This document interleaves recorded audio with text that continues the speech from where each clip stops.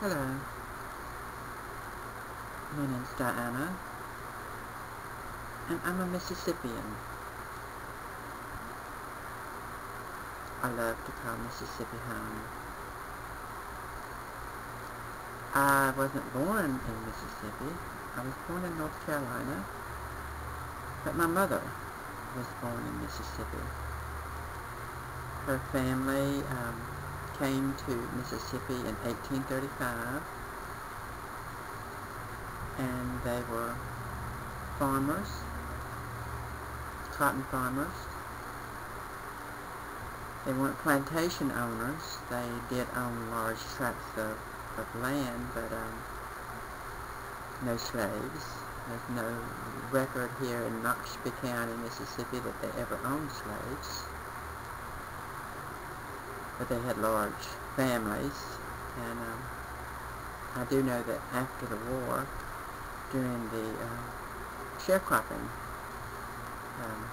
age, they did have blacks and Choctaw Indians that sharecropped their farms. I did research to see if they had ever owned any slaves, and they were not on the register of Noxubee County or Kemper County for owning slaves. And one of the reasons being because they had originated as Quakers when they came from England and had changed to Southern Baptist after they came to Mississippi. So I'm sure they had a lot of the Quaker beliefs, which was very much anti-slavery. And a lot of the Quakers up north were abolitionists. They could have abolition feelings here with them. I don't know. But I do know that I spent a lot of my summers here, well, every summer, and a lot of my Christmases and other holidays here in Mississippi, as long as my grandmother lived, and then my grandfather. This was a very special place to me. Oh gosh, my mother's family were so close. There was never any bickering between the brothers and sisters. They worshipped each other. And so I always assumed that was a Mississippi trait. My father's German family in North Carolina, there was a lot of bickering going on there, because the German bloodline was kind of strong. I don't know. But when we come down here, I just love the family closeness. I have all these cousins to play with, and gosh, I love it. And always dreamed of moving down here whenever I grew up. I did come for a while whenever I was a young adult,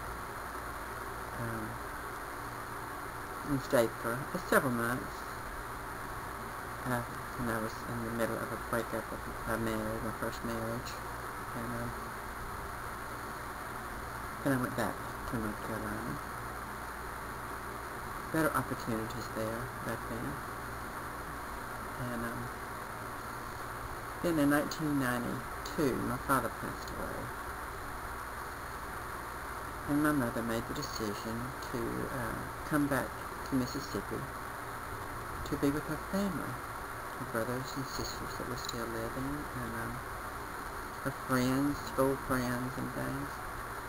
I had spent so much of my childhood growing up listening to her tell these stories, of the dances that they had. Back in the old days, you didn't have much entertainment through the rural cotton areas in the South, so they had dances, barn dances and house dances. People, if there was a house that was empty, they would use it for a dance, and local people would play music, and they would all have a good time dancing. This is how they did. She would tell me all these stories, and tell me about all her friends, and tell me their hijinks and things they did when they were growing up. And I got to meet these people when I came down here with her. I was single at the time, and my mother was semi-handicapped then. She was in a wheelchair. And so I opted to come down here with her. I really didn't care to come to actually Knoxville County because I knew it was a rural farming area. It would be hard to find employment. I wanted to move to one of the larger towns, but to be close enough for her to visit her family. She said, well, if I can't be near my family to see them every day, this is need me to go. So we moved to the big city of Macon, Mississippi, which is the county seat of Knoxville County. Very small town. We actually purchased her sister's house that was going into a retirement village. And it was like home. We had spent many years vacationing at my aunt's house, and it was like going home. And so we bought her house and done some work on it to make it big enough for us. And I remember those first few years that we were here they were wonderful. Even though I knew that it was not going to have the opportunities that I would have somewhere else, and the acceptance that I would have somewhere else. Family was here, you know, and I loved sitting in here, and then they talked and told stories from the time we got here of the old days, the good old days. And I ate it all up. I was always a history buff, and I loved to hear these stories about the old days when people drove horse and buggy and that sort of thing. So I started working on family history.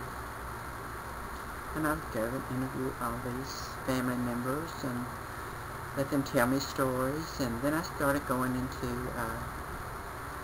libraries and genealogy departments and getting microfilm and getting records. And after about 7 years, I had traced things back through the help of other family members who were doing research on the family, and the internet that had come up. I was able to trace back to the 1500s, our bloodline into England, to Haddon Hall, actually to the village of Haddon, which was where Haddon Hall, which is the castle that my family lived in. The ones that I've descended from did not live in the castle. They were like, I guess, the poor relatives lived in the village that surrounded the castle. But I was excited to find this information out and to be able to actually trace them on the ship that they come in to the United States on in 1680.